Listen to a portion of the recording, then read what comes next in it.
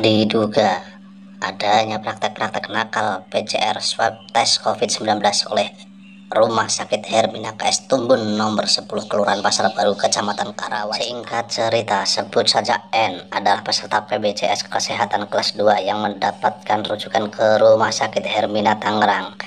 N pun berkonsultasi mengenai penyakit kista ovarium yang dideritanya dan langsung mendapatkan pemeriksaan, dan pasien pun melakukan PCR swab tes COVID-19. Lalu pada tanggal 14 November 2020 pasien N dan suaminya datang ke Rumah Sakit Hermina untuk melakukan PCR swab tes COVID-19. Hasilnya pun pada tanggal 16 November 2020 pasien dinyatakan negatif.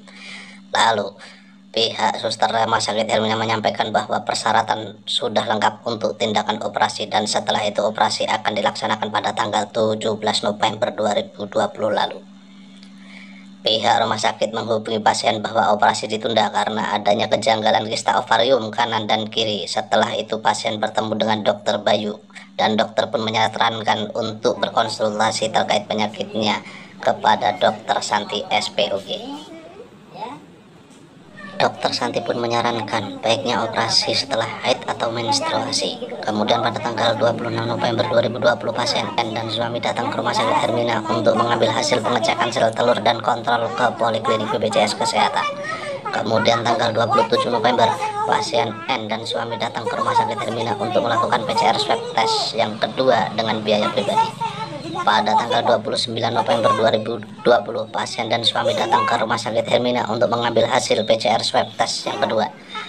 Untuk persyaratan tindakan operasi pada tanggal 1 Desember 2020 dan keterangan hasilnya untuk pasien N dinyatakan positif COVID-19, dan suaminya pun tes rapid suaminya non reaktif.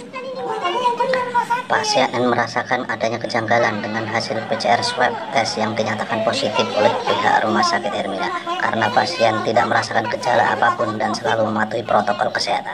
Sejak tanggal 30, pihak rumah sakit menghubungi pasien terus-menerus via telepon dari mulai jam 9 pagi sampai malam hari dengan kejanggalan hasil swab tes positif COVID-19 dari Hermina.